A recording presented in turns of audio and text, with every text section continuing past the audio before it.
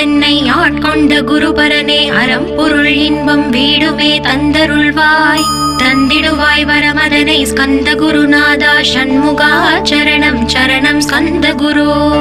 காத்திடுவாய் காத்திடுவாய் ஸ்கந்த குருநாதா போற்றிடுவேன் போற்றிடுவேன் புவன குருநாதா